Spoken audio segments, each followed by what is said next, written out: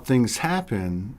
We've watched this over the years, how the calendar, the third energy, seems to have some type of override on the final decision making on the calendar. And so earlier today, we had a beautiful sister, uh, Jill, and she's just around somewhere near Worcester.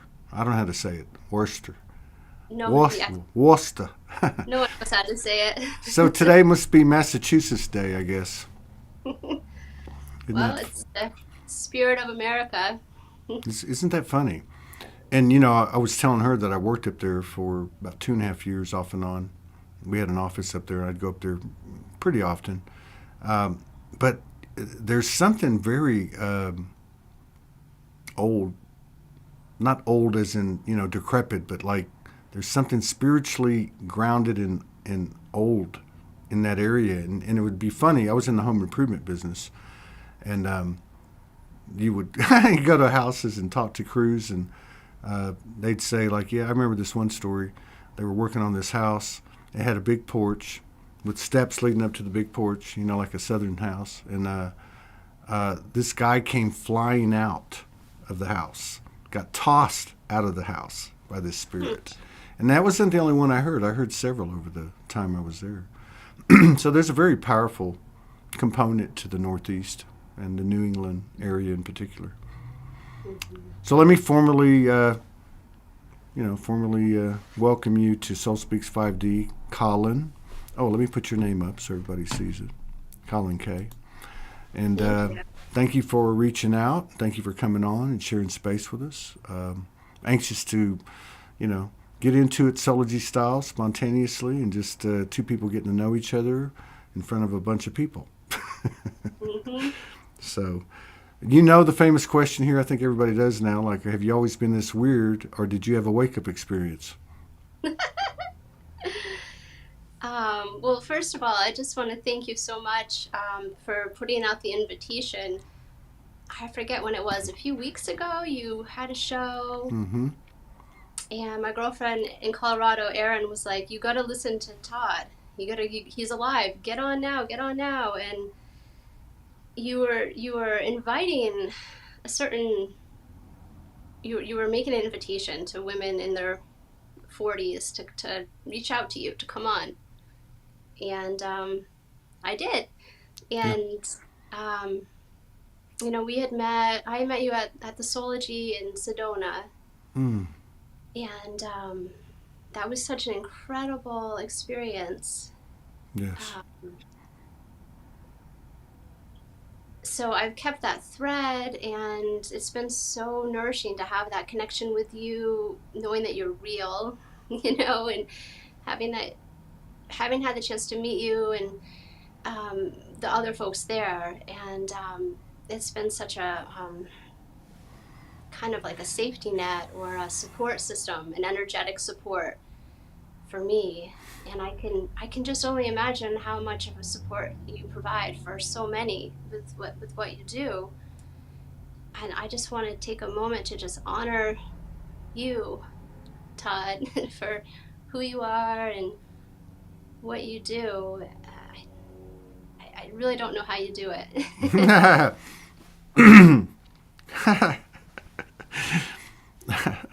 Well, first of all, it's not just me. And anyone that's been watching this, they know that. But it's not just me and someone else, and it's not just me and 4 or 5 people, it's everybody. And I've understood that from the beginning, that we come together in a microcosm of one show, but it looks like one show. But even in that show, it's everyone in the present moment that is viewing it live, that's going to watch it on replay. Um, and it's just a field of, we've always understood it to be a mirror of the universe, or an emulation of the universe. And, so along with that, I've said this many times, the comments, the messages, the emails, the ones that are the most prevalent and really the most significant to me is, hey, I thought I was crazy. You saved me, which we didn't, but saved in the sense that, hey, I thought I was the only one. And we've all had the same story, right? The family told us we were crazy, and da da da da. So yeah, it's nice to be a part of that. But I've always understood from the beginning it's about all of us, and so therefore the importance, and just to conclude it, of the call, because we've been making this call for a long time. I mean, I didn't on the linear timeline have the full understanding of what was really going on, like all of us. But as Morgan came in and started to talk about the feminine and what that was and so on, and they're coming on. So the call was made because if you go back to 2012, I didn't get on till like 2014, but I can tell you the Soulogy demographics were 95.5 in 2014. And now they're 68, 32, and dropping to equilibrium very quickly. But so, the moral to the story is, who are these, even at Soulogy Fest? If you looked at Soulogy Fest in Sedona, what was 88% of the attendees? They were women like you who don't get on the stage, who don't get a mic, who would prefer not to even have to be seen, but that carry something that we need to hear. They have made these communities what they are, and they're the only ones we haven't heard. So that's the call, and they typically are 40 and up, and we're seeing them come out. And I don't know if it was one or two shows I said that on, but I got like 75 emails, and we're getting a lot of them on now. So this week and next week are going to be really, really packed with them. So I'm really happy to see you and those like you on here, and thank you. That makes me really happy. I wanted to take a minute to honor your audience, and I was curious who your audience was, and you already kind of like gave it a little container there with the demographics, and I just feel so incredibly honored to be here in this space with you, because I think of all the folks, you've had some incredibly life-changing talks for me, and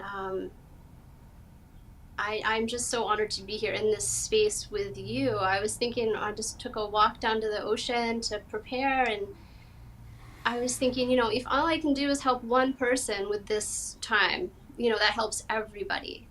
Right? I think that was in like the Spider-Man movie. Like, if you help one person, you help everyone. And then I thought, well, what if this show just helps me? Mm-hmm. I'm one person, and that's more than okay. And I was thinking how excited and lucky I was that I get to do this. And I just want to thank everybody else who gets on, because it isn't easy. I'm like a little nauseous, a little bit like, but I just want to take, if you don't mind, just like maybe 10 seconds of just silent.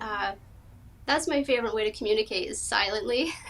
That's why I don't fine. usually say anything. I'd love to just share a few moments of silence and just creating the space. Of course.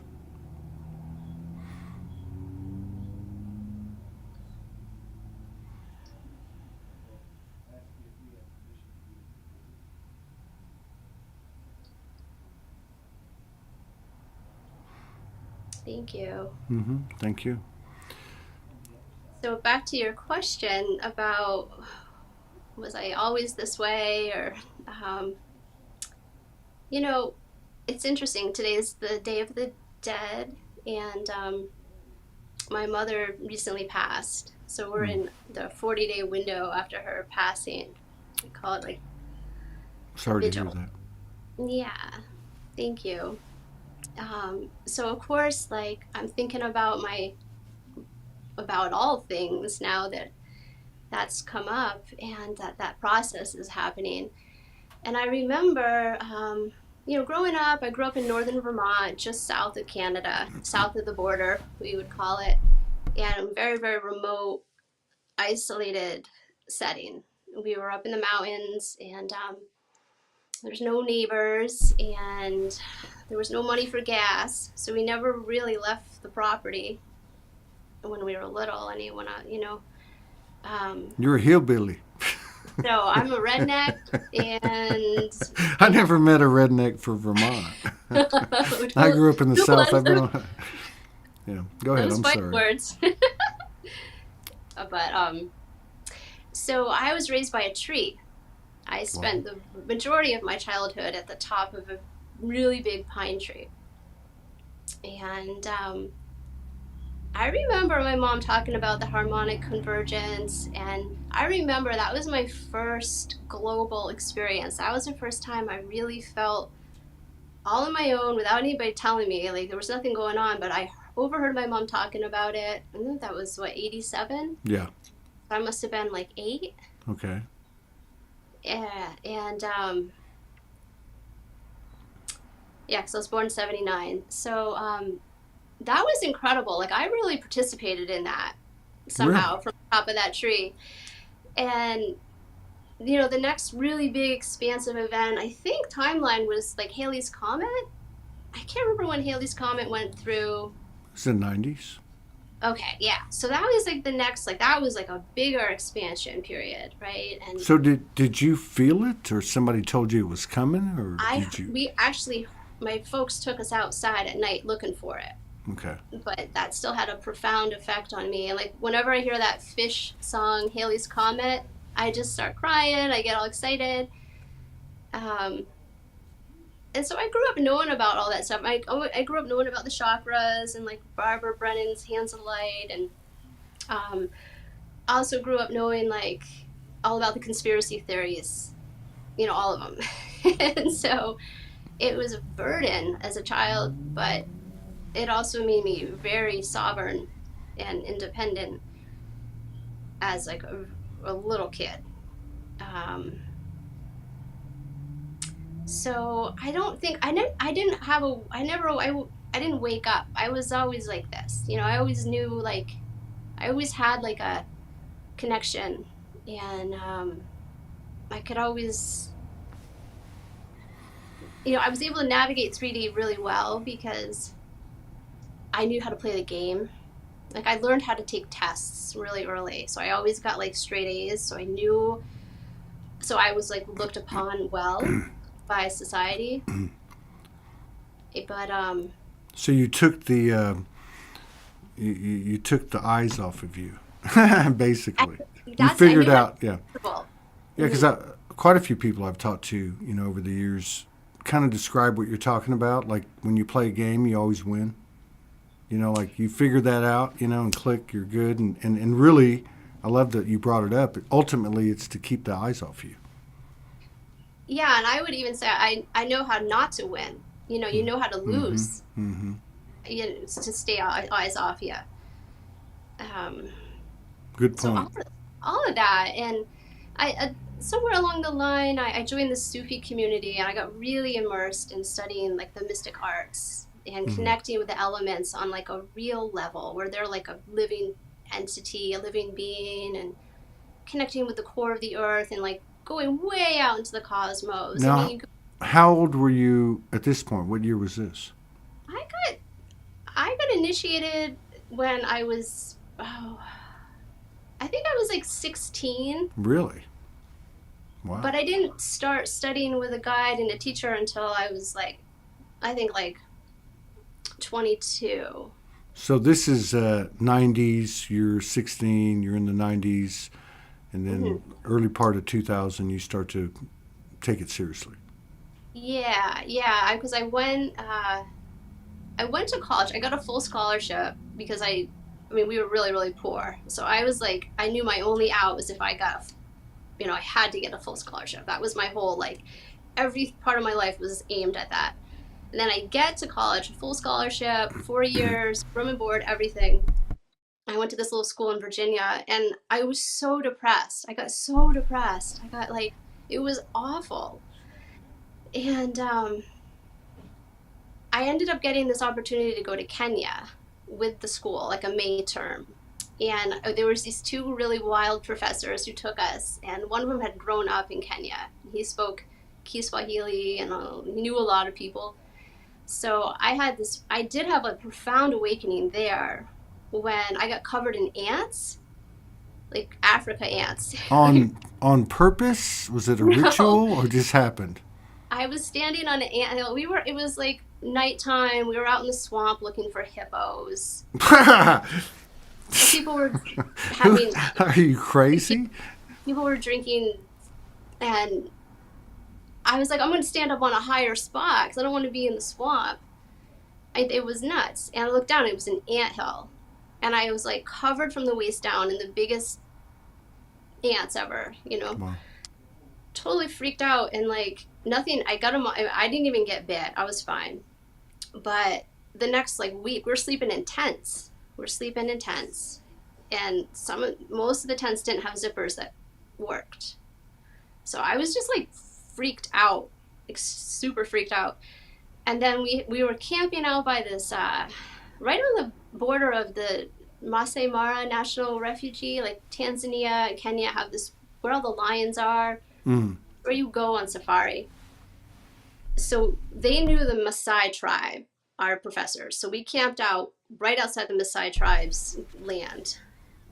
And Maasai are the ones who wear bright red, and like they just wear a red blanket, and that's like their whole clothes. But they wear bright red because they're fearless, and that way the lions can see them. So it's impossible to hide, you know.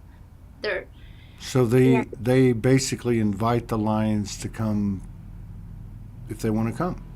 They're just fearless, and it's part of their culture. I'm sure, like, I'm not doing it justice, but yeah, they live with the lions. And so we were camping, we had a big fire, and one of the Maasai's children was sick. So our professors took our one and only van to bring the child to town that night.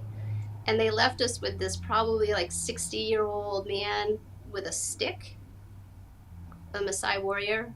And he didn't speak English. He was very, very frail. And this crazy thing happened where because of El Nino that year, like the weather pattern shifted, so the wildebeest started stampeding way out of season.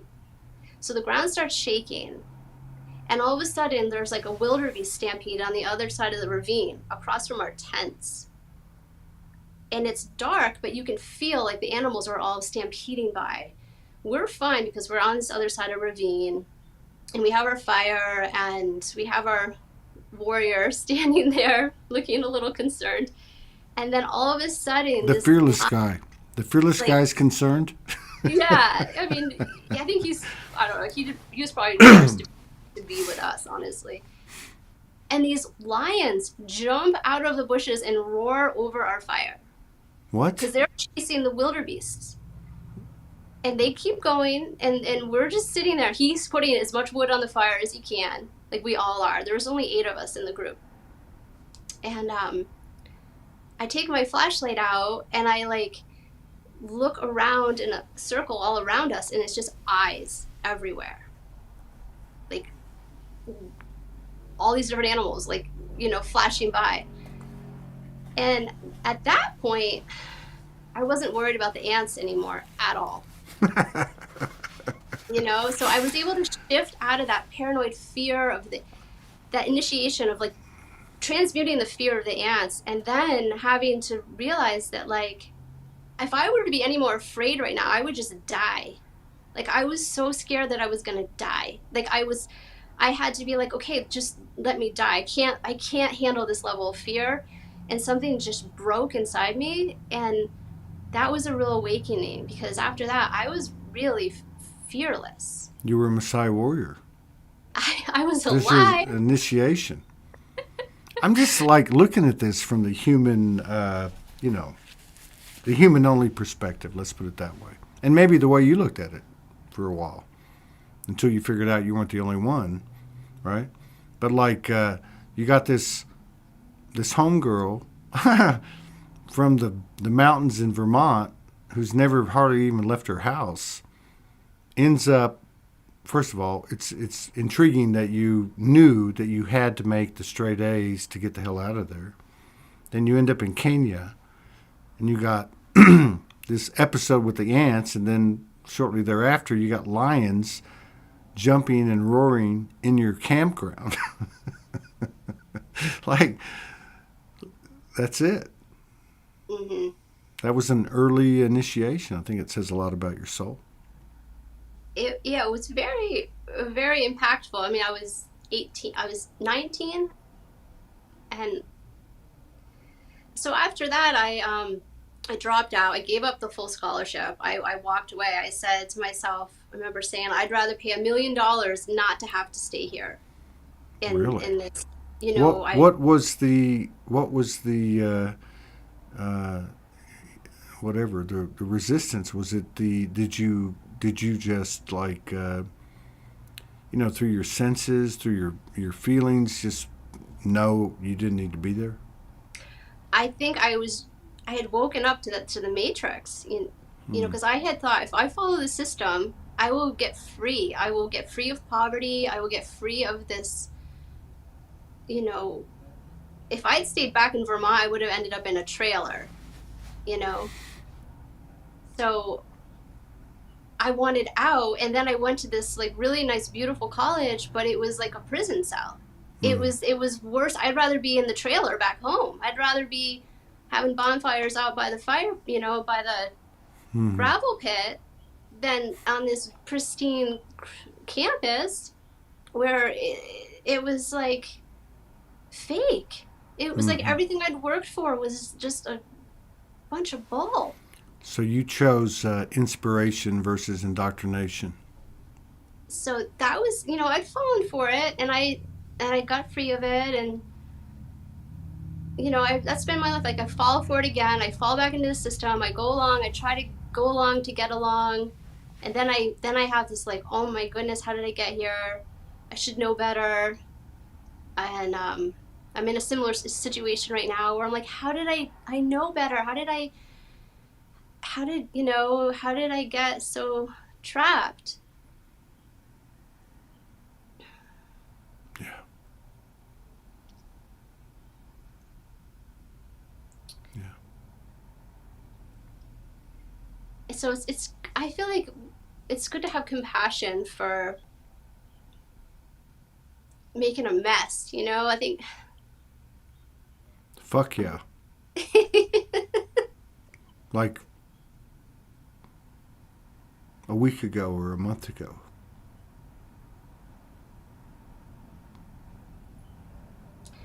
yeah, now it's the stakes I feel are higher because I have two little children, right? Who are just incredible. They're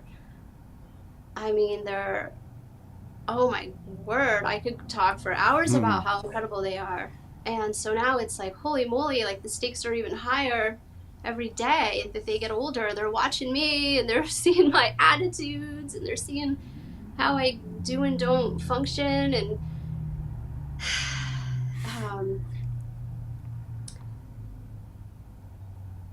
I feel like, yeah, like just talking to you about it, I feel like this is like a healing. It's like I'm having a therapy session, like a healing session. Well, to what you were saying earlier, about the show, I'm a client on every show. That's the way I look at it. Because every show is a session, Yeah. So back to today being the Day of the Dead, and it's over my mom's 40-day. I call it like the death portal. In my understanding, there's a 40-day period after someone passes or leaves their body where it's like you use traditional in many cultures to hold a vigil, hold space for that soul to go through the process, their journey, their purification, their ascension, their passage to source or to wherever they choose to go. And I thought it might be helpful to share just a couple of minutes about my mom's burial. Take as long as you want. Okay, thank you. We don't have another show after this, so you can go 2 hours, whatever you want to do. Well, the kids will be back with their father at some point, and then the house will become more anxious. Well, we'll just keep the camera on. Yeah. But I wanted to share this because it speaks too about where I come from. So my mom, you know, she had high blood pressure for a long time, and she refused to go to see her doctor because she refused to wear a mask. Like, she never once put a mask on. She's like, I'm not participating in the pageantry. I'm not playing into that. She knew it wasn't for her. And so she didn't get her, you know, who knows. But anyway, September 29th, Thursday, she woke up at 5 in the morning. This is all that I was told. I'm like 5 hours away from her. But she was having a heart attack. You know, classic chest pain, left arm pain. She was well aware of that. And she didn't want to go to the hospital. She's like, she wouldn't do it. And so she didn't. She sat in her chair and she faced death straight on. And she just died in her chair. Her heart stopped right in her chair. And I got the call that her heart had stopped and she was in an ambulance, because eventually they did come. And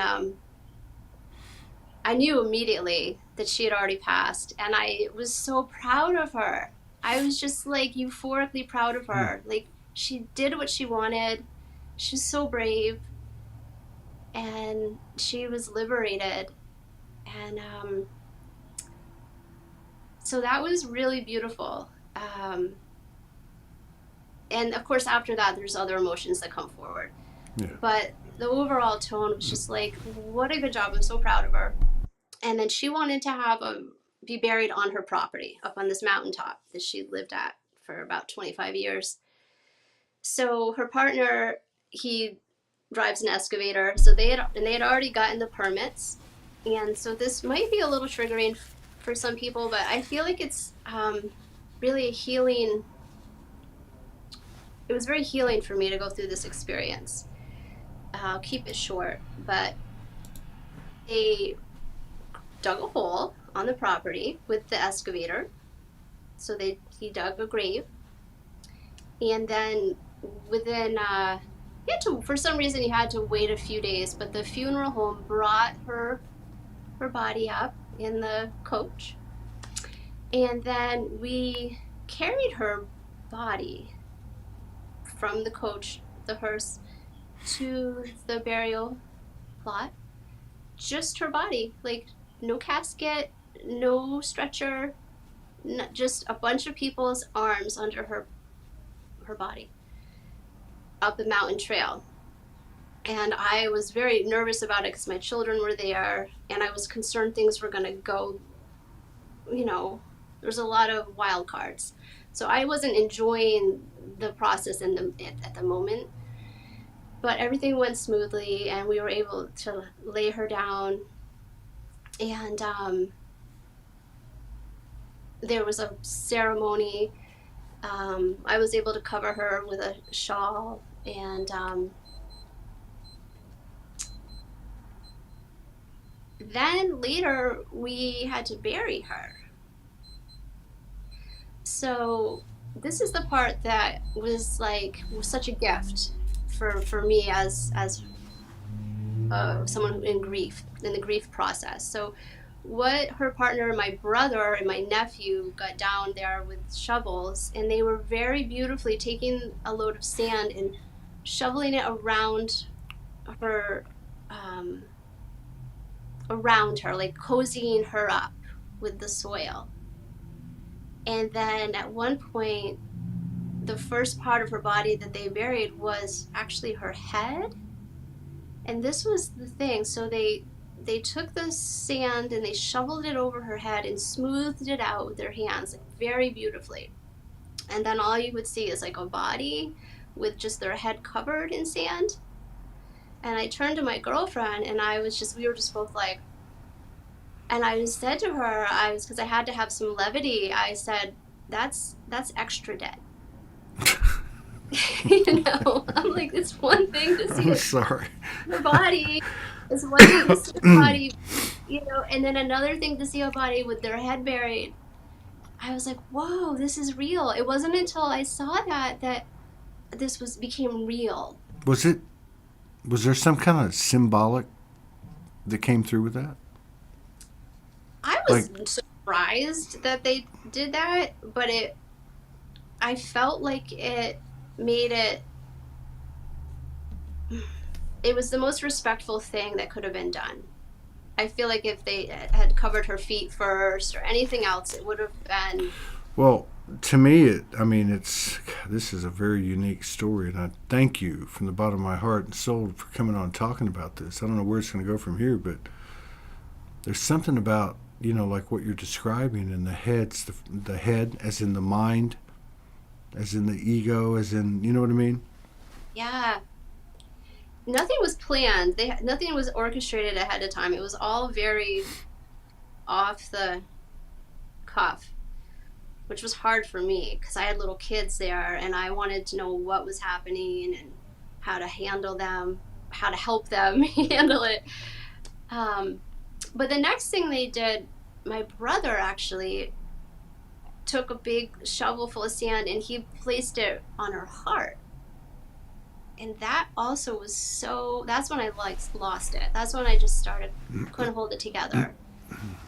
To see, a son burying his mom and like covering her heart with some sacred soil. And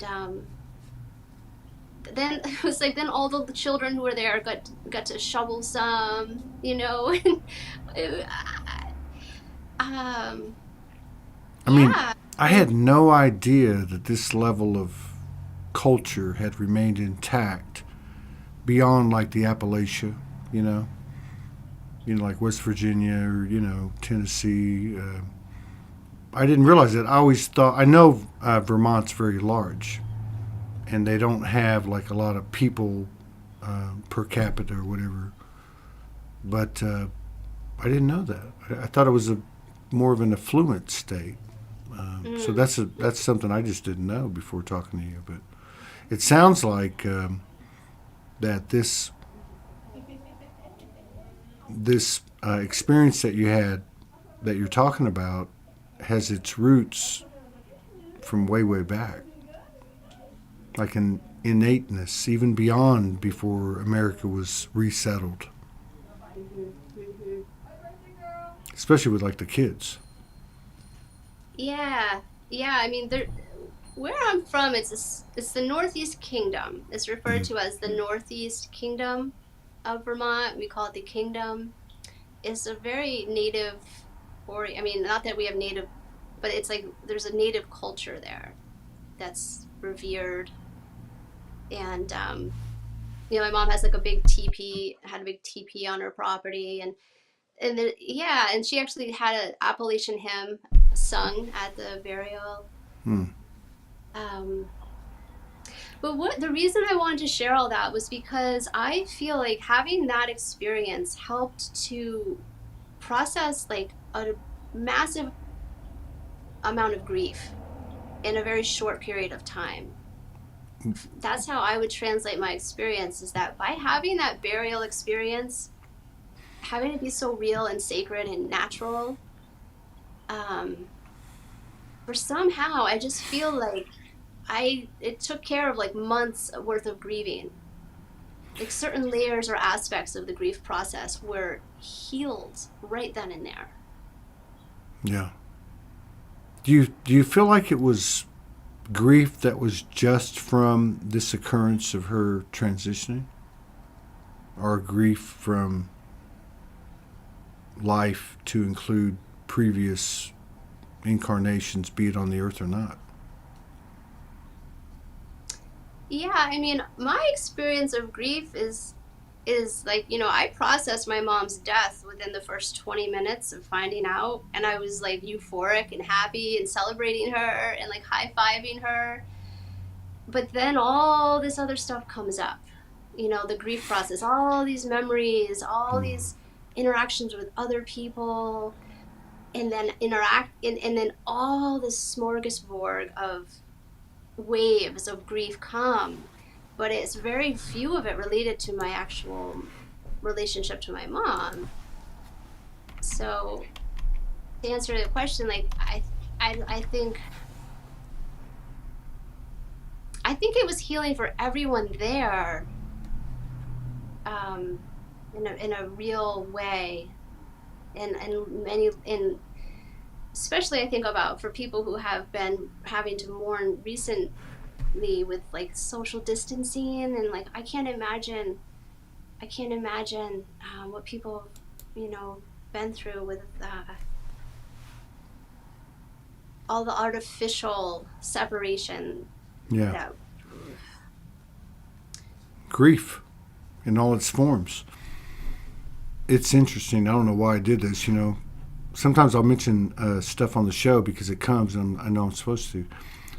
So the word in the last show was samadhi, came to me, and then you're talking about this situation with your mother and this whole experience, and I just looked it up. It's crazy.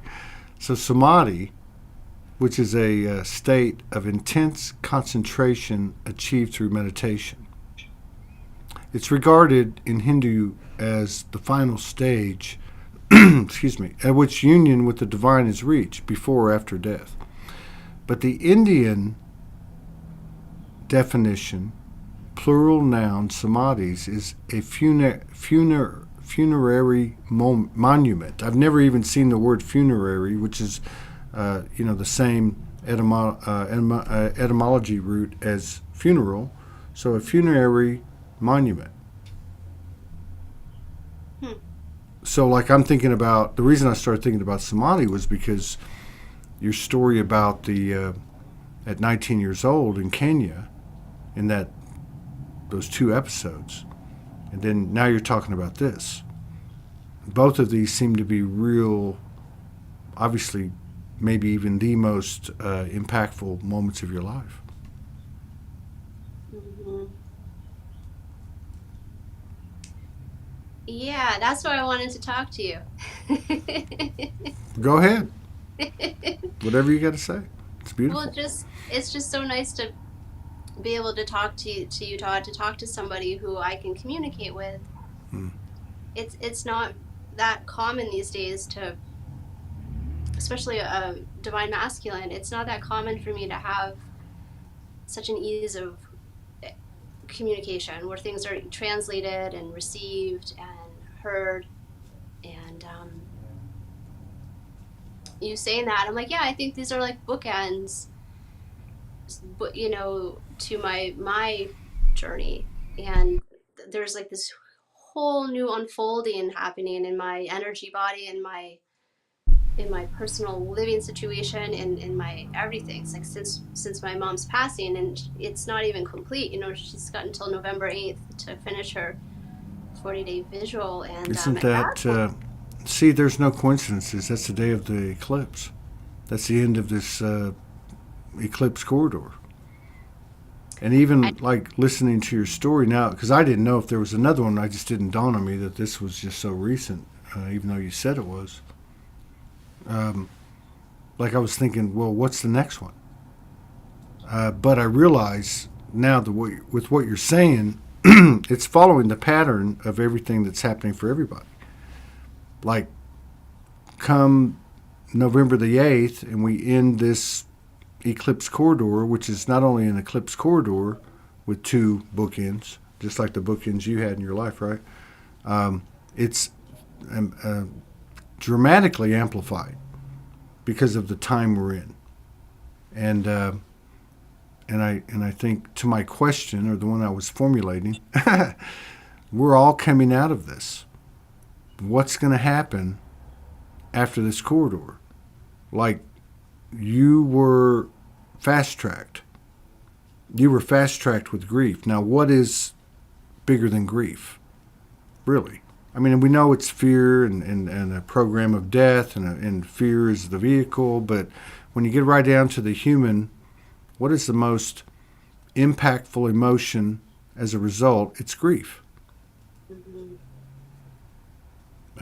So how do you feel going into, as you conclude this, in your own way, this corridor, which, like you said, she has till the 8th, right? So come the 9th, or do we even know? How do you Well, feel? I can tell you in 2 words how I feel. Altered Hmm. and hammered. Somebody wrote me a couple 3-4 days ago, and they said, God, what did they say? They said the way they put it was perfect. They said, whatever it is, I'll just have to do the best I can. Whatever it is that's happening, it's like everything got wiped or changed with no warning. Yep. Yep. I had a wave of like, oh man, we all just got like 10 years. Like, instead of getting like $100 bonus, like everybody just got 10 more years to figure their stuff out. And it's like we just got given like a massive gift of time. And of course, part of me was devastated. I'm like, no, no, I don't want More more time. time. More time. Which I take that back. I don't mean to put those words out there because there's no gift more than time. I mean, that's like the ultimate gift. But yeah, it feels like space has been created for all of us that wasn't there before. Yeah.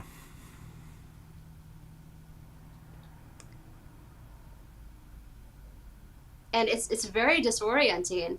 I mean, it's like north. It's like which way is north? I mean, I always know which way. I know where I'm like a human compass, and I'm actually disoriented of late. Yeah. And I'm not sure if it's just my personal process, of course. Well, I think there's a lot to be said for the physical and non-physical apparent reality that's happening, which is the axis is going vertical. And, you can take these things metaphorically or not. But scientifically speaking, as I understand it, a planet that has a vertical axis, which based on many narratives Mother Earth did at one time, has a 100% worldwide tropical climate. So, you think about that metaphorically, regardless of how all this is happening, and the disconcerting, and the confusion, there does seem to be a clearer and clearer, like light at the end of the tunnel. I don't like the way that sounds, but like you can feel the alignment. Yeah, yeah, yeah. I'd say it feels like the mist is clearing. But it's like we're not where we thought we were, and We're not who we thought we were. we're not with who we thought we were with. It's like, yeah. It's you really bring the energy of what's currently happening. And even with the bookend thing, there's always never any coincidence with these synchronicities and the way they happen and unfold. But yeah, and even like when you talked about the kids at the ceremony, like you didn't go into it, but like just the feel of that, they're so important. And this whole thing about we got to save them and we got to help, no, they're souls too. Let them roam free. Let them find their own way. Let them be themselves, because that's what we're all finding out. That's what we're all finding out. Yeah. To be ourselves and not be ashamed about it. Oh, and so that was another piece. So I started doing like the traditional thing of just like beating myself up. And my mom and I, our last interaction, we had like a pretty bad fight, like a pretty nasty fight the last time I saw her. So that just leaves me wide open for like vicious, like I was viciously attacking myself and couldn't, and I kept thinking, oh my gosh, what if that interaction was all me? What if I was the one and it was like, I was getting like ravaged with like the most, it was just, I was destroying myself thinking all these situations where oh gosh, what if I was the one that was being too hard on her? And what if I was wrong? What if I was being immature? And like all these scenarios or life flashing before your eyes of all the times and ways that I was like a terrible person, right? With regards to my mom. And then I just like, it was almost like with the lions and the ants where I couldn't take it one more minute. It was too intense. And so I just said, okay, I even said it out loud to myself. I was like, all right, Collyn, what if it was all you? You're the worst daughter on the planet. You're the worst sister. You're a terrible person. You're the worst. And I just said to myself, I'm the absolute worst. And then I was able to be like, and I'm just going to do better. And just like that, like all this shame and guilt just was like, phew, gone. I just took all of it on instead of trying to like excavate it and like mentally gymnastics of like maybe it would just think it was me. It was all me. I own it all. I take full responsibility for being like the villain. And then with that, I can easily give myself a break and just say I'm going to do better. Because I would do that for anyone. I would give any villain a second chance. Like Loki's my favorite, you know, like from, you know, if you know. I knew you were what? What is that? From Vikings or from Anima, whatever you call it? Oh, Marvel. Marvel. Like, oh, Loki. Yeah. Loki. Okay, got Loki, you. yeah. Yeah. So that shame and that guilt, it's like, I would say that's like a esoteric like practice to just own it, like be the worst and then just do better. You know, it's like. That's what is God, what's her name? The poetress. God. Anyway, she says, when you know better, you do better. That's what she's saying with it. And then don't you think what you're coming to or what you came to, I mean, it would only make sense. We're moving to 5D. There's things that aren't even part of that existence that we're letting go of now, such as forgiveness and et cetera, et cetera, et cetera. Don't you think that it would only make sense? I've struggled with it, not struggled with it. I've just like, why not now? Why not an immediate shift?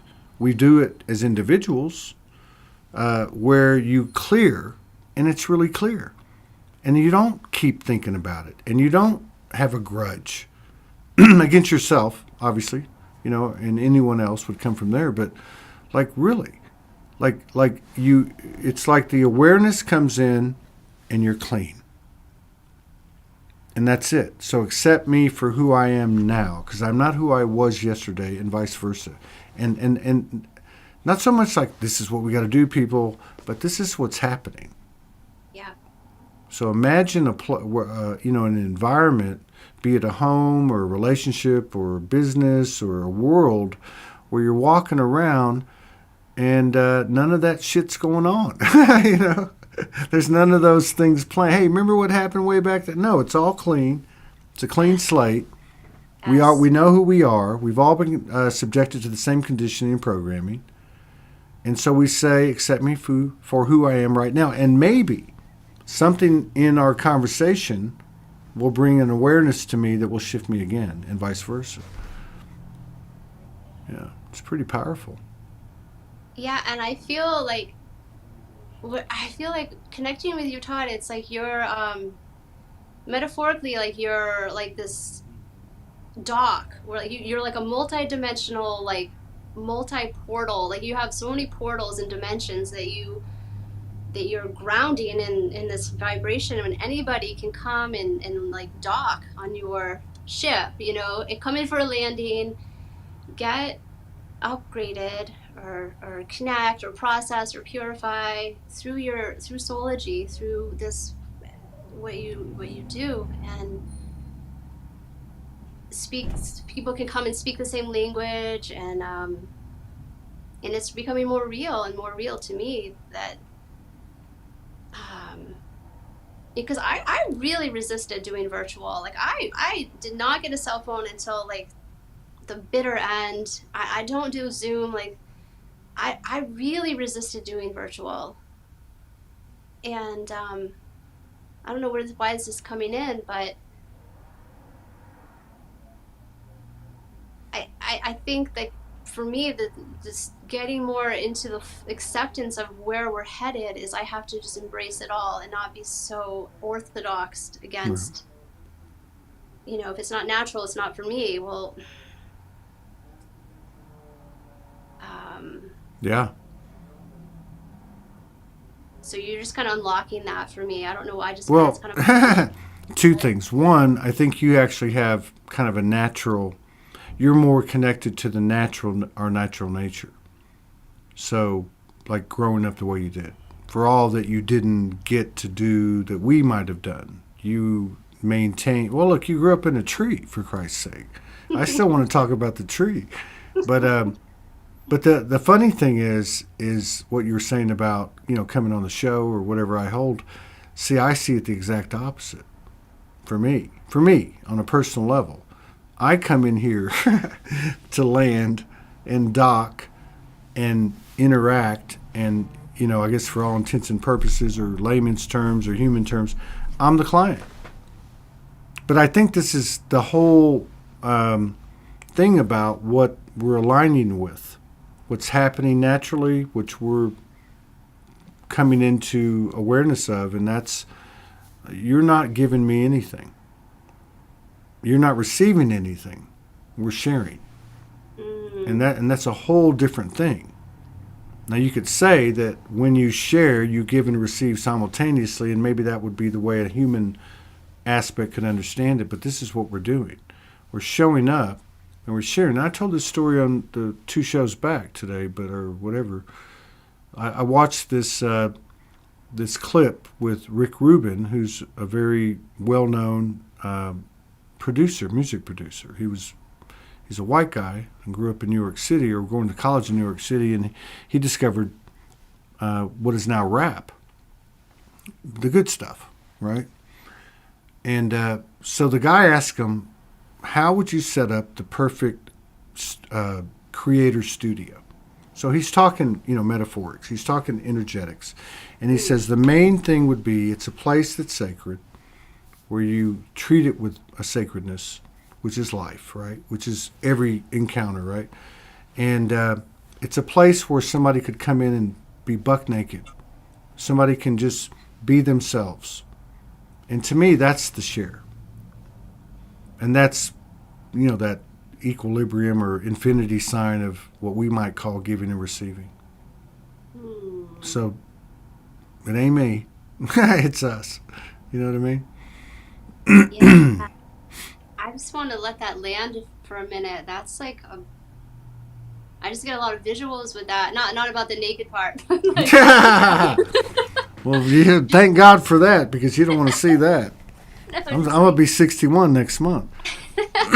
You said, what did you say, that Messiah warrior was 60 years old? He was old, and I'm thinking she doesn't know I'm 60. Well, no, they're because like they don't. They're. Yeah, I know.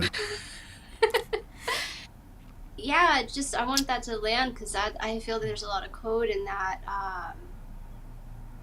Like as a mom, like we don't share. We take turns. You learn that early on. Like we're not, when he's done with his turn, you can have a long turn.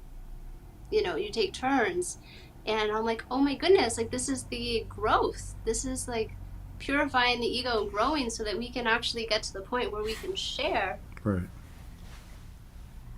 And when you bring it to that level of comfort and authenticity of where an artist can create music, like to me that's like Kundalini. I mean, to me, like, because I was a Kundalini yoga teacher for years. I used to wear the full turban and all the stuff, and that's the Kundalini. I mean, that's just like when there's nothing jamming you up, when you're not bent out of shape and you're not jammed up.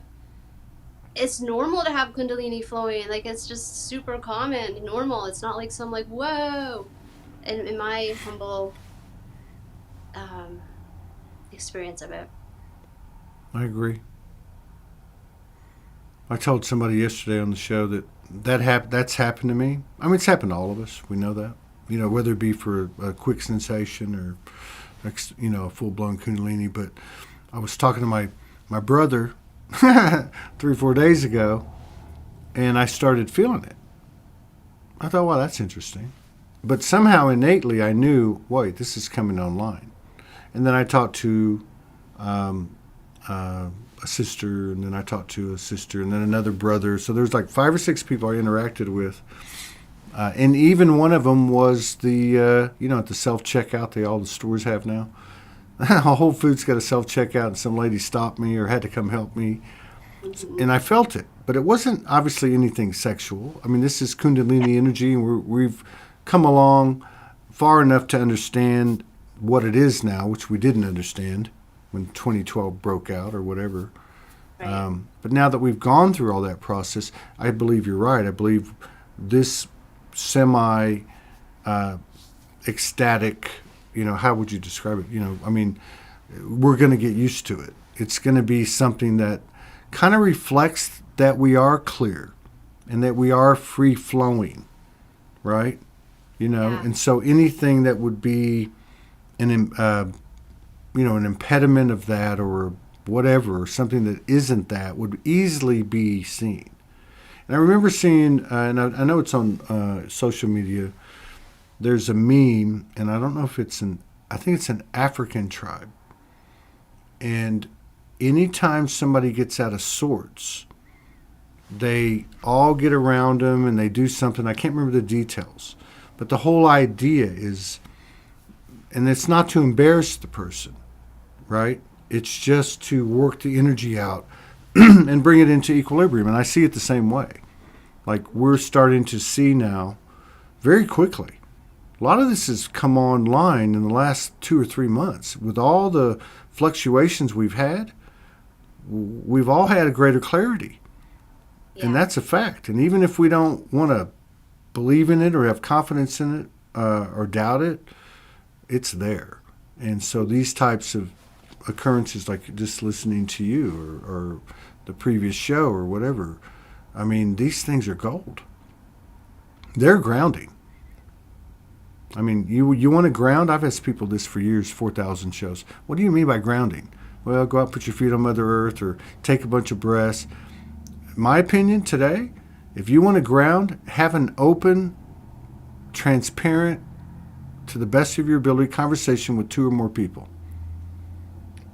100%. Absolutely. Yeah, or even with a tree. Just communicate with something, somewhere, somehow.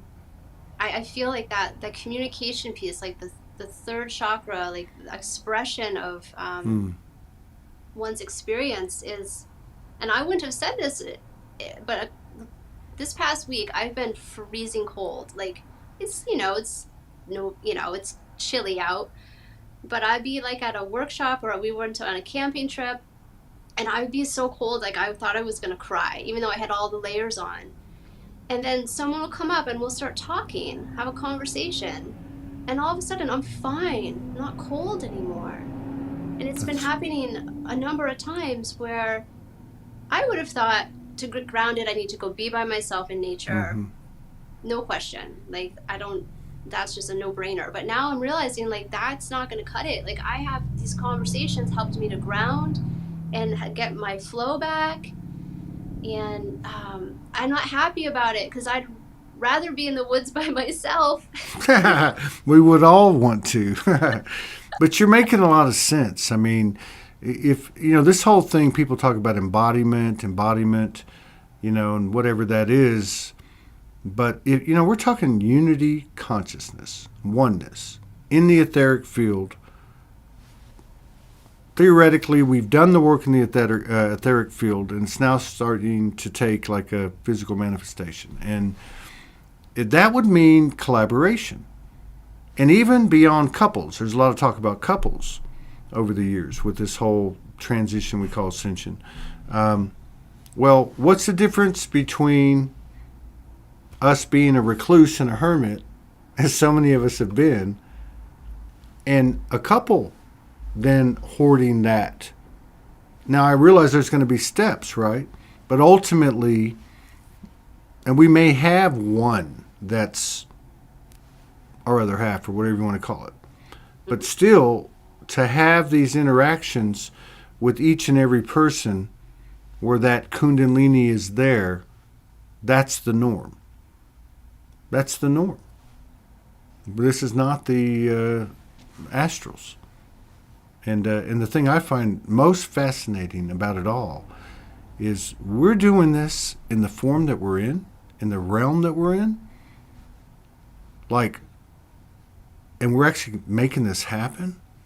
Do we realize the effects this is going to have on every timeline and dimension? From the lowly human.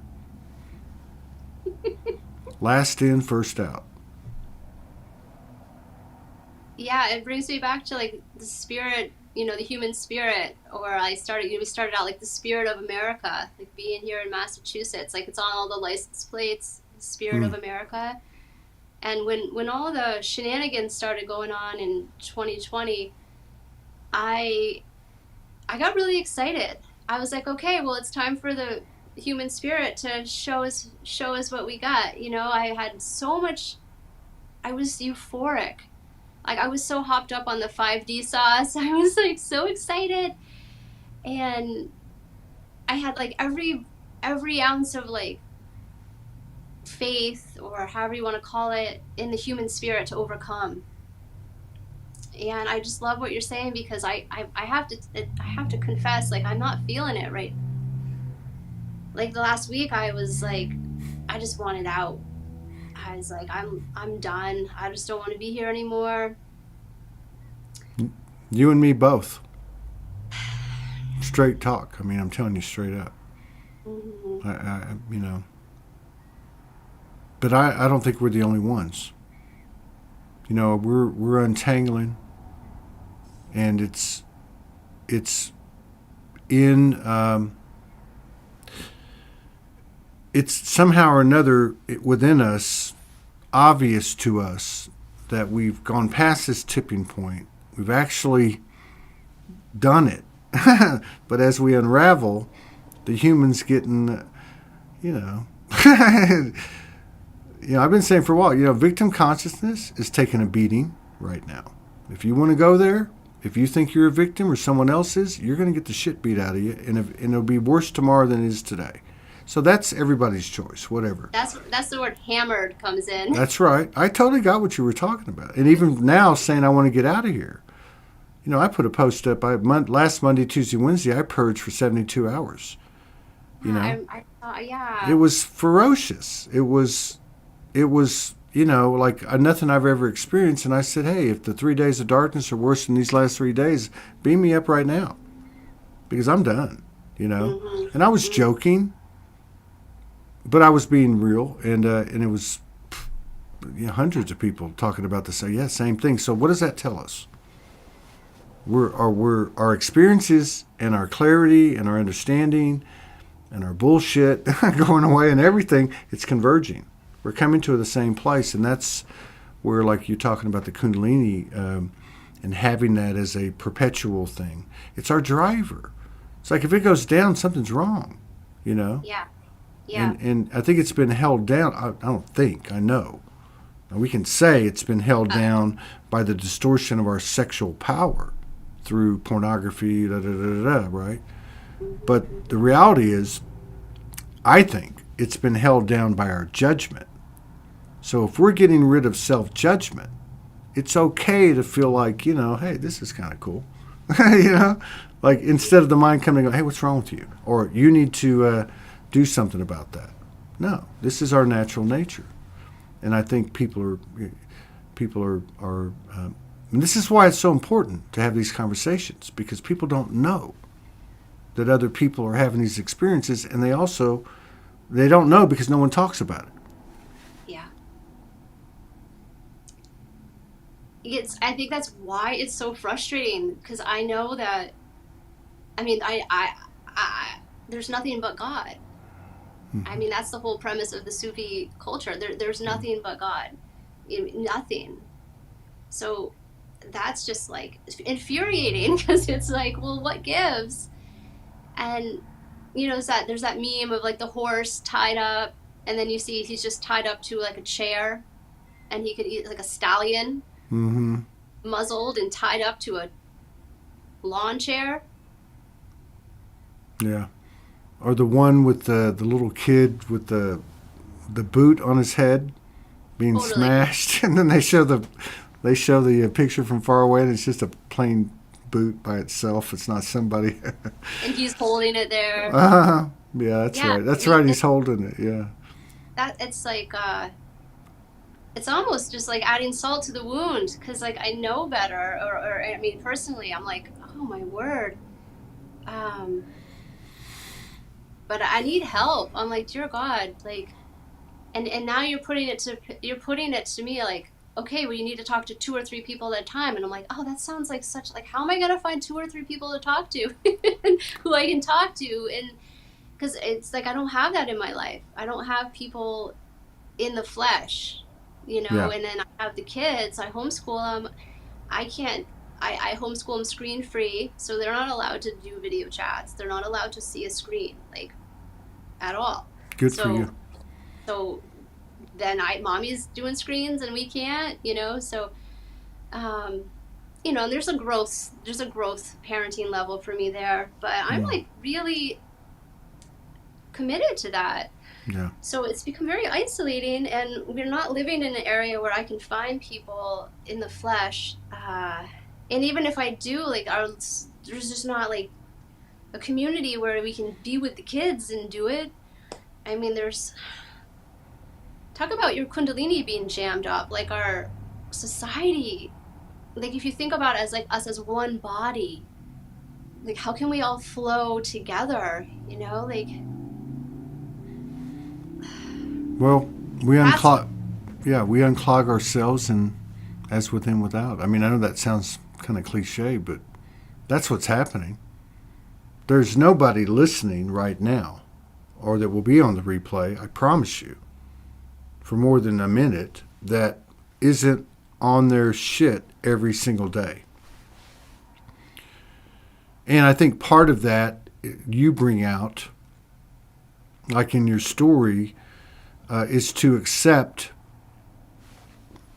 immediately upon awareness and recognition the imperfection. The last 10 days have been hell. Or most of it. There's been a lot of hell in it. Have I made the perfect choices in my life in those 10 days? Has anyone? Because we know now that it's not about the blatant acts or the identifiable acts that we make, because so many of them that we make, nobody knows about anyway. It's here, right? That's where we're straight, and where we're getting straight. I think I do a lot of alt control deletes with my thoughts, Yep.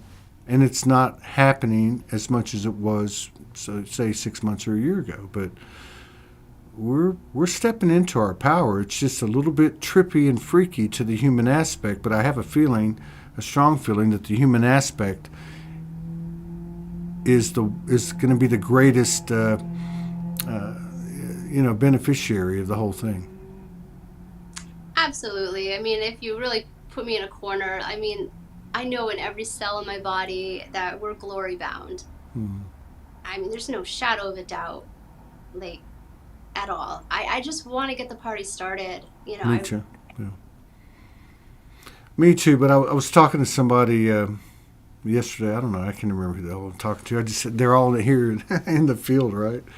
And it was about a shortcut. Well, if you think about it, the experience itself is the teacher. You have your experience, I have mine. There's great value at this time to tell our stories to each other, because it contains code. It might light something in one of us up. But if you leapfrog, what are you leaping to? Oh, well, I just want to, and I'm the same way. I'm the exact same way. Let's get the party started, And then, of course, it never happens. But what if we did? We would miss from here to there. And we chase our tail all this time, all these thousands of years and incarnations. And what are we chasing? We're chasing life itself, living. And this is where I really feel like we're going to learn something soon, and where my discussions have been with my team in the last 10, 12 days. I am here. I am equal to you. I'm a part of you, macro, micro, whatever. I appreciate all the code you've given me. But I have a choice here. And I want to go for the things that I want to go for because I only get one chance, as far as I know. So I have a feeling that's where we're going to see the big bang, is going to be when people say it's okay for me to not let life come to me, but let me go get it. You know? Because look at it. All the decision, right? Come through. Maybe. Yeah, could be. I mean, it could come through me, it could come through you, like that, like. Yeah, but let's go get it. That's I mean, big shift. I'm not going to leave even if this is a simulation, as I understand it, and I feel in my bones, I'm an eternal soul, and these are adventures we go on. I don't care. I don't care if it's not even real. It's real to me. You know, it's as real as I make it. So I'm not going to sit here and wait for the universe to come drop a golden dump truck load on my head. I want to go get it. And you know, and I feel like that this is part of what's happening. People are going to come into the realization not only that they can be themselves, but they can create what they want from the core of themselves, which if they're 100% transparent and true to themselves, then whatever they create is going to be a reflection of that. And then you throw in where two or more gather, like the Bible says. Well, that's just universal law. I mean, that's huge. The math changes dramatically. So those of you like you, and I'm going to say it again now because you reminded me, anyone that has been in the background that wants to come in and tell their story, I don't give it's relevant and it carries code. This is a place you can do it. And send me a message or an email to SoulogyOneStudios at gmail.com, because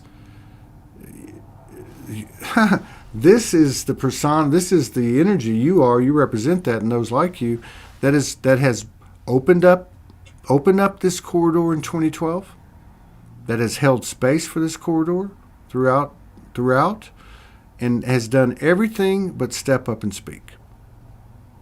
And now y'all are doing it, and it's if you just look at it from an energetic standpoint, the energy of what you've produced today and what the lady before and so many, what that would do, how would that impact the pre-existing energetic field on the earth, which is, we all know, patriarchal, distorted. It's the mother's energy. It's a great equalizer.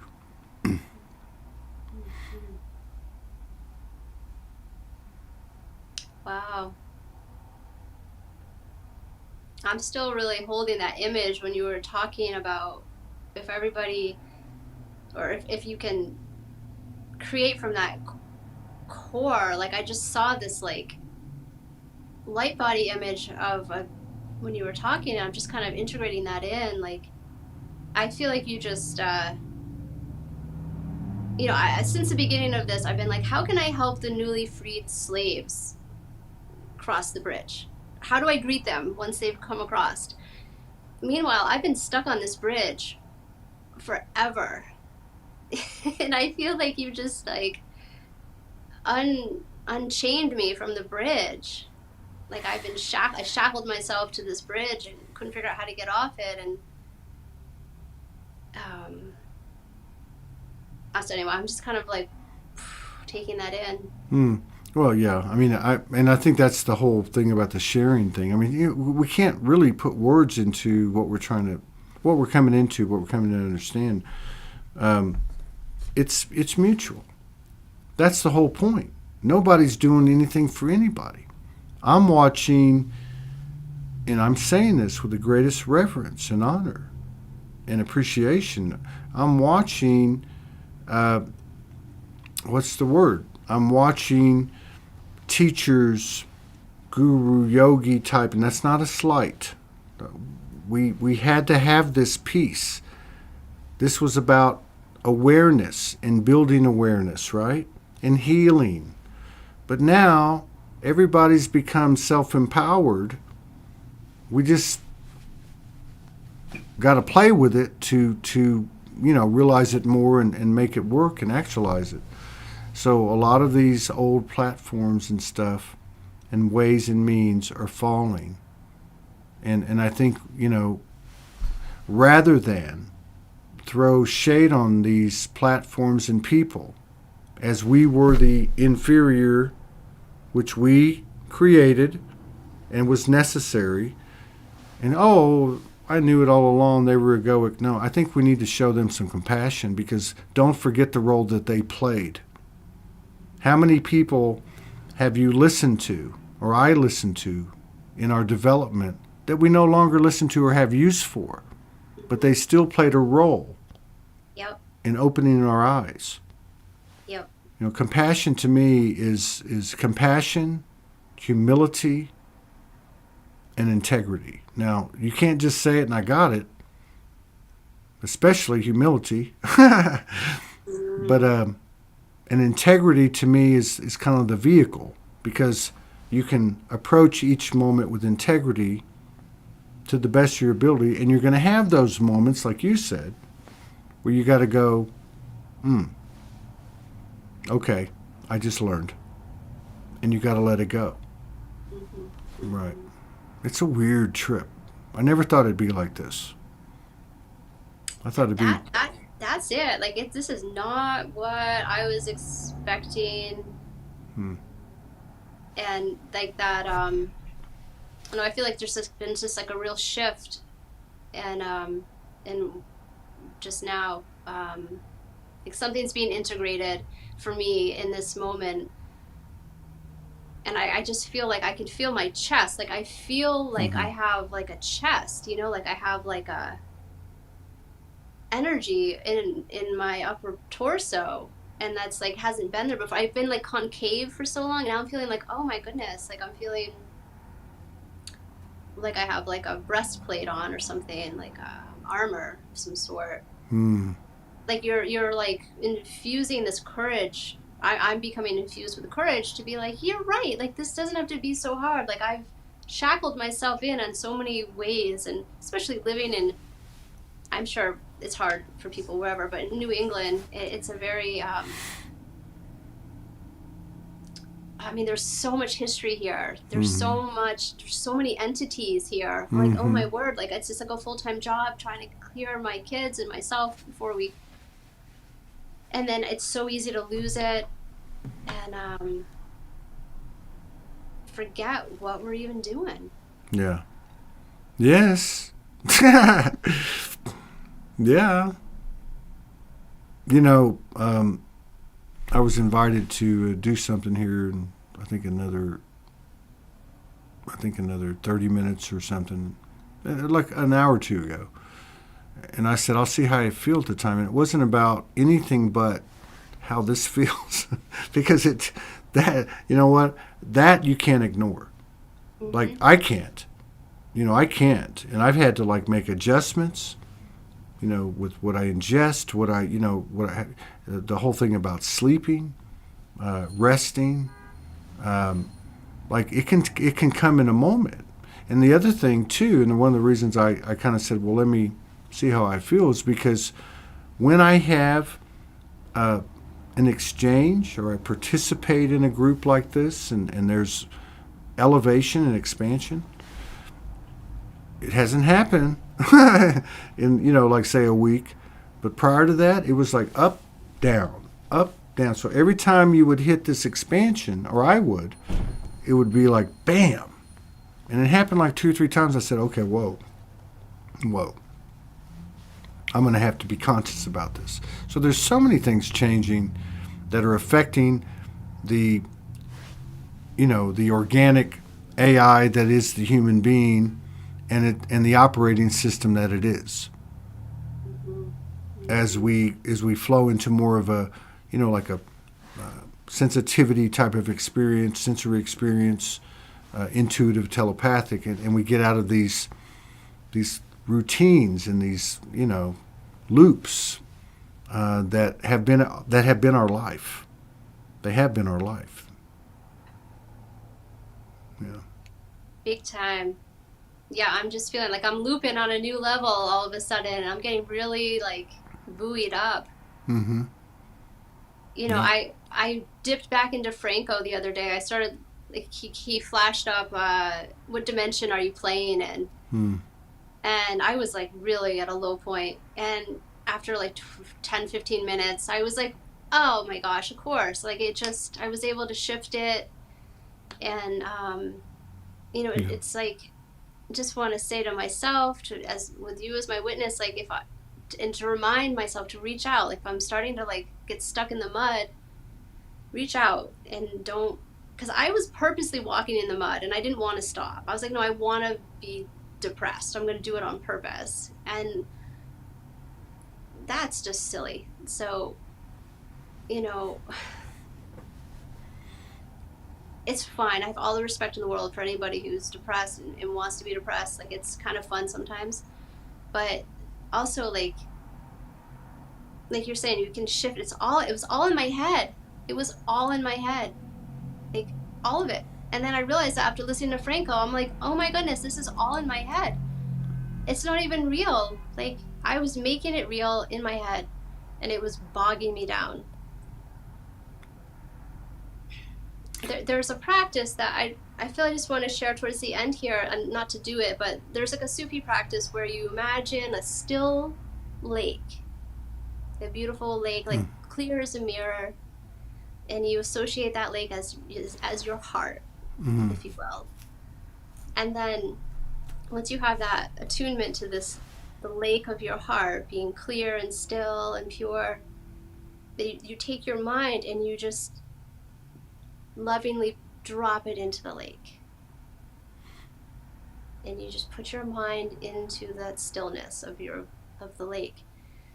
And so that's been with me for forever now. And I was just down at the ocean and it was a little choppy, and I got this communication with the ocean to do it with the ocean, choppy. Like you don't have to, I realized like, oh my gosh, it doesn't have to be a still lake. Like I can just immerse my mind into the waves of the ocean, choppy and everything, and it's still like an upgrade. It's the same field, right? Yeah. It's the same field. It just looks different. Yeah. Because I have this discipline, like, okay, I have to visualize a perfectly still lake and all that. I'm like, no, Collyn, just let it be wild. Just right. It's the same feel. Just give yourself a break. Yeah, I mean, I think that's this whole unraveling thing is why it's so difficult is, especially if you look at male-female, which is the last line of separation, right? Everyone has their own perspective. Now, we've known this, perspective is reality and, all that stuff people say that sounds cool. But to actually go through it, to actually have an epiphany and go, oh wow, wait a minute, I didn't know that. So I see it like this too. We're untangling 8 billion perspectives, and as we go through this, it becomes like they talk about the one timeline.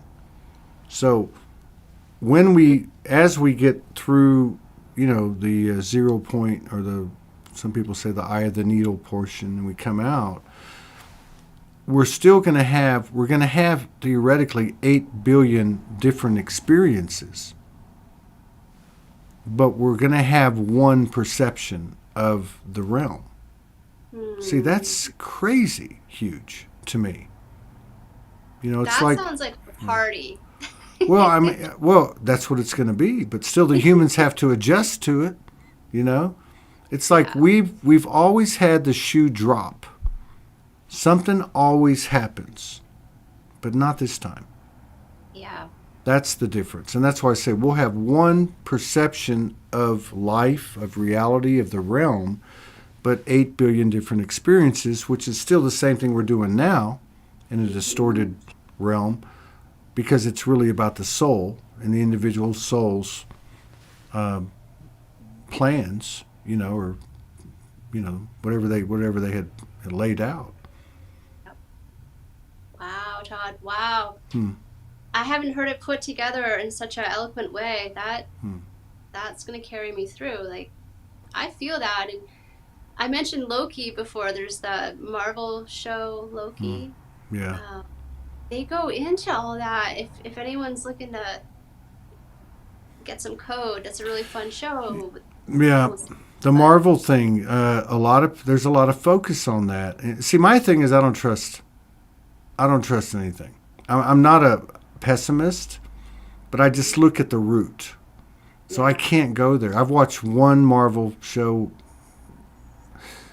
in Hawaii. Dirty. We watched Aquaman. Dirty. We both came out of it going, what the hell was that?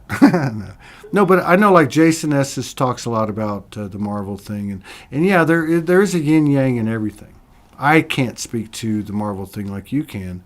I'm sure there's code in there, just like Avatar, just like really almost anything we watch. There's two sides of it, right? Yeah. And I guess the important thing is not the intention of what something's created for, be it something that's not cool or whatever, but it's how the observer brings it in and then creates from the thoughts observed. So you can transform whatever you see. Yeah. And that's what your take on, that's where you're at with it, yeah. And that's cool, Yeah, Very cool. And I think that's, like you had mentioned earlier, I think there's so much purification happening. It's like we're going through like I feel like it's like a massive growth period, and I feel like just purification in all these different realms and dimensions. And I think that's, going to help that eye of the needle. That's why it's so nitty gritty right now. Yeah. And it's glory bound. I mean, there's no other option. I mean, even if everything, what's the worst that could happen? Like, to me, it's always been nothing. Like, the worst thing that could happen. That's what I say. So what happens if we're worm dirt? We won't know, number one. But I always look at it like this. What if the difference is we could be worm dirt? It could be a big joke. We could be a kid's science project in the 6th grade on some far-off planet in a petri dish that's this big, Yeah. But what if the difference is what we think? Yeah. That's what I like. Like, if I believe, like I had this belief, I'm an eternal soul, I go on forever. It could be altered in this experience or any experience. But when you get right down to it, there's always a level. They've always shown me it's 10%. We'll give you 90. There's 10 you'll never know. And so what if the difference could be what I take with me? Like, I look at a Marvel until I talk to you and say, oh, that's some programming. But now I have my mind is open and expanded, and I can look at it, and what does it do? It redefines or validates the fact that I can take whatever I'm looking at and create whatever I want in collaboration with that which I'm looking at. The universe is our partner. I'm getting this past week. It's our partner. Whatever's given to you, play with that, work with that, and because what have we done? We've said, no, stay away from me. I'm not that. Then you heard a lot about boundaries, which is very necessary in our development to get away from boundaries, or but first you got to find out who you are. So you got to put boundaries up to figure out who the hell you are, and now they're going to drop because there are no boundaries. There are no boundaries. Right. No, that's like a stepping stone, necessary process. So you can't divorce yourself. It's just a matter of when you want to do it, now or later. Well, the later philosophy is becoming a very painful, and I won't even say painful, although that's applicable. It comes with suffering now, because the universe is holding us well, we're holding ourselves accountable. And I think that's why I've been wanting to leapfrog. Now you're helping me, because I'm like, gosh, I've been wanting to leapfrog ahead of my process because I'm not doing the work I need to be doing to move forward. Well, don't worry. If you're not doing the work you need to be doing, or I'm not, the universe, the you, me, we, and it will certainly remind us very quickly this day and age. There's no question about it. It's not playing. We're in the no bullshit zone now. Yeah, it's very real. It's gotten really real. Like, real. Yeah. Well, I was wondering if I could offer just like a healing prayer, like a Sufi prayer. Yeah, I love Sufis. I love the Sufis. I know, who doesn't love the Sufis? The whirling dervishes, that sect of the Sufis. I've always seen, you know what I'm talking about? Yeah, absolutely. Yeah, that's the Inayati order that I am initiated in, but so we don't whirl. But yes, I love the dervishes, the whirling dervishes. Yeah. Like just pulling into town, circle the wagons, bring out the art, the music, the food, the dancing, and that's it. I've always related to that whole, with Rumi and Hafiz and all the whole thing is. If you look at it metaphorically, energetically, it is. They're always talking about the wine, and the wine is life. Drink the wine. I mean, it's probably my favorite.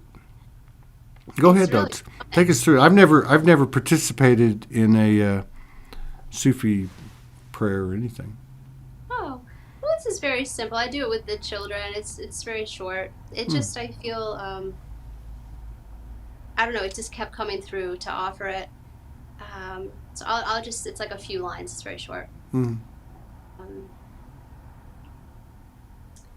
Beloved Lord, Almighty God, through the rays of the sun, through the waves of the air, through the all-pervading life in space, purify and revivify us, and we pray, heal our bodies, hearts, and souls. And I just invite you to take a moment to just concentrate or touch in upon the peace and harmony of all creation. And just meditate on the peace and harmony of all creation.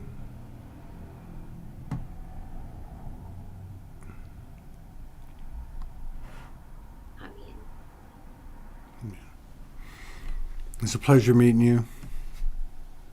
All blessings to you and your family.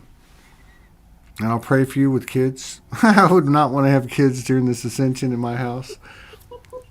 I would have been beamed up a long time ago.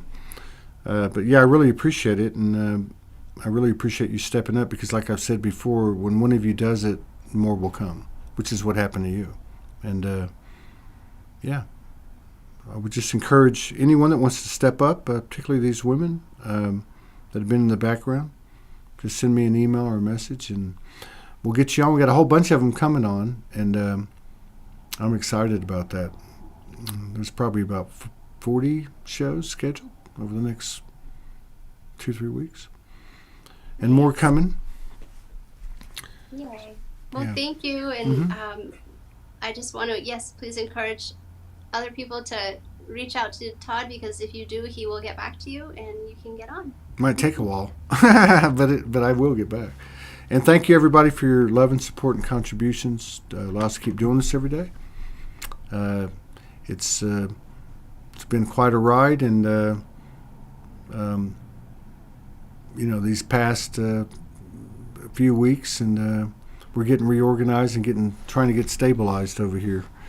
So we really appreciate the help. So I'll see you later. Collyn, you take care. Best to you and your family. And see you guys tomorrow. Thank you.